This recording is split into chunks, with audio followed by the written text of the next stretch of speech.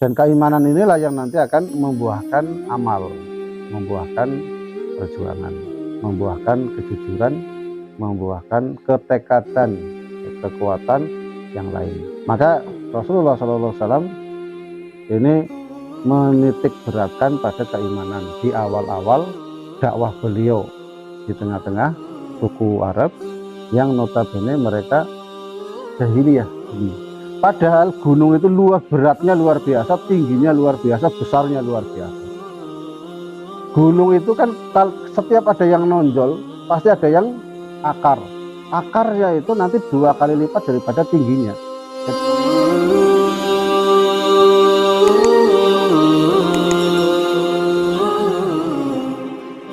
Bismillahirrahmanirrahim. Assalamualaikum warahmatullahi wabarakatuh. Innalhamdalillahi nahmaduhu wa nasta'inuhu wa nastaghfiruh wa na'udzu billahi min shururi anfusina wa min sayyiati a'malina. Allahumma sholli ala sayyidina Muhammad wa ala ali sayyidina Muhammad kama sholaita ala Ibrahim wa ala ali Ibrahim fil alamin innaka Hamidum Majid. Qala Allah ta'ala fil kitabil aziz, a'udzu billahi minasyaitonir rajim, ya ayyuhalladzina amanu ittaqullaha haqqa tuqatih wa la tamutunna illa wa antum muslimun. Qala Nabi sallallahu alaihi wasallam, ittaqillaha haitsu ma kunta wa'addi sayyatal hasanata tamruha wa khaliqin nasa bi khuluqil hasanin. Ikhwan fidin arsyadani wa arsyadakumullah, yang saya muliakan dan insyaallah dimuliakan oleh Allah Subhanahu wa taala. Bersyukur kepada Allah Subhanahu wa taala dengan mengucapkan alhamdulillahirabbil alamin, diiringi keyakinan seluruh nikmat yang kita rasakan adalah semua berkat pemberian dari Allah Subhanahu wa taala. Langkah syukur selanjutnya yaitu menggunakan nikmat tersebut untuk ibadah kepada Allah Subhanahu wa taala. Shalawat serta salam semoga tetap tercurah pada Nabi kita Muhammad sallallahu alaihi wasallam beserta seluruh keluarga beliau, para sahabat beliau dan seluruh umatnya hingga akhir zaman.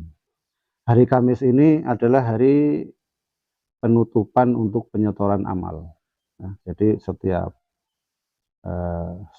hari Kamis malaikat itu menyetorkan kepada catatan amal kepada Allah Subhanahu wa taala. Nanti dimulai lagi hari Jumat ya. Maka di penutup laporan buku laporan amal hari ini mari kita isi dengan amal yang sebaik-baiknya. Nah, jangan sampai ada titik-titik atau celah-celah yang membuat amal kita nanti akan berkurang atau bahkan hangus. Selanjutnya ingin kami sampaikan renungan ataupun tadabbur, yaitu Quran surat yang ke-101, yaitu surat Al-Qari'ah. Surat Al-Qari'ah ini urutan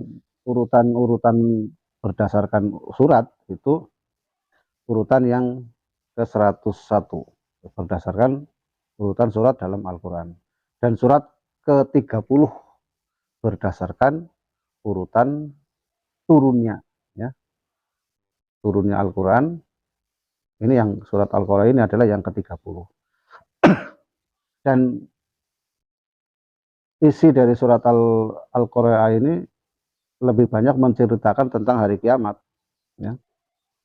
Maka kita ketahui bahwasanya orang-orang para sahabat-sahabat Rasulullah SAW yang sekaligus murid-murid beliau, mereka kekuatan imannya itu sangat kuat, keyakinan terhadap hari akhir dan hari kiamat itu sangat kuat, karena memang di awal-awal pendidikan tarbiyah mereka yang langsung dipandu oleh Rasulullah SAW melakukan adalah menguatkan keimanannya ya, menguatkan keimanannya sehingga keimanannya kuat. Dan keimanan inilah yang nanti akan membuahkan amal, membuahkan perjuangan, membuahkan kejujuran, membuahkan ketekatan, kekuatan yang lain. Maka Rasulullah SAW ini menitik beratkan pada keimanan di awal-awal dakwah beliau di tengah-tengah suku Arab, di tengah-tengah orang Arab yang notabene mereka jahiliyah. jahiliyah di sini bukan berarti mereka bodoh sama sekali, gitu ya. Nah, terbukti mereka ini adalah ahli perang, mereka ini juga ahli syair, mereka ini juga ahli dalam berdagang, orang-orang hebat, ya. Tapi mengapa mereka disebut jahil atau bodoh? Karena mereka tidak mengenal Tuhannya, tidak mengenal cara beribadah kepada Tuhannya. Nah, maka mereka disebut jahil. Sehingga jahiliyah ini, kata jahiliyah ini akan menempel terus pada seseorang atau kaum yang mereka tidak mengenal Allah dan tidak mengenal cara beribadah kepada Tuhannya.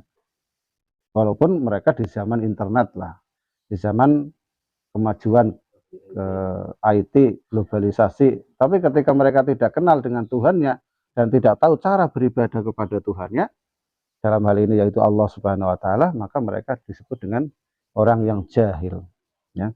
Baik, kita langsung masuk, ya. Ini sedikit ya, cuma 3 lembar. Jadi nanti insya Allah kita tidak sampai 2 jam, ya.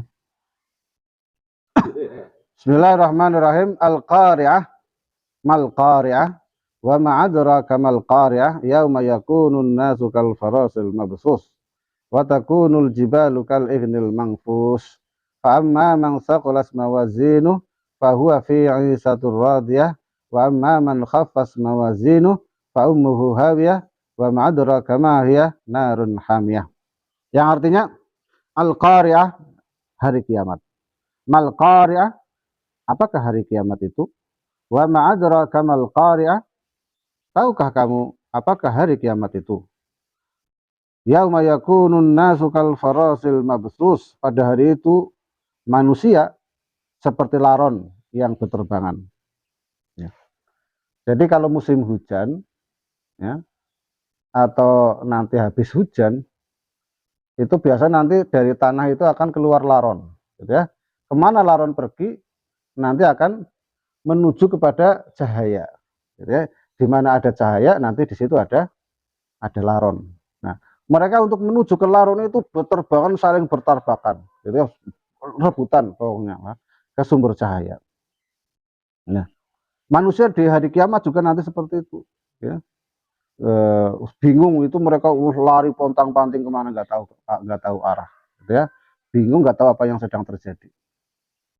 Nah, terus setelah itu mati semua, dibangkitkan lagi, lari lagi, gitu ya, menuju ke satu tempat, yaitu padang mahsyar. Karena hanya itulah satu-satunya tempat.